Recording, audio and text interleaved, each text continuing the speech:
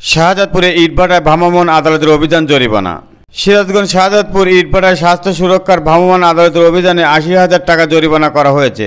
মঙ্গলবার ১১ মার্চ দুপুর উপজেলা তালগাছি বাসস্ট্যান্ড সংলগ্ন মিসেস MMH নামের ইটভাটায় এই অভিযান চালানো হয়। এ সময় ভ্রাম্যমাণ আদালতের নেতৃত্ব দেন শাহজাদপুর উপজেলা নির্বাহী অফিসার ও এক্সিকিউটিভ ম্যাজিস্ট্রেট মোহাম্মদ কামরুজ্জামান। এ সময় শাহজাদপুর ফায়ার সার্ভিসের একটি দল, পরিবেশ অধিদপ্তর সিরাজগঞ্জ আঞ্চলিক কার্যালয়ের পরিদর্শক এই শাহজাদপুর থানার পুলিশের একটি দল উপস্থিত ছিলেন। এ বিষয়ে শাহজাদপুর উপজেলা নির্বাহী অফিসার মোহাম্মদ কামরুজ্জামান বলেন, ধারাবাহিক পর্যবেক্ষণ আওতায় এবছর অবৈধ ইটভাটা ভ্রাম্যমাণ আদালত পরিচালনা করা হয়েছে। তালগাছি মিসেস MMH ইটভাটায় অভিযান চালিয়ে ৮০,০০০ টাকা জরিমানা করা হয়। অবৈধ ইটভাটার অভিযান অব্যাহত তিনি উল্লেখ করেন।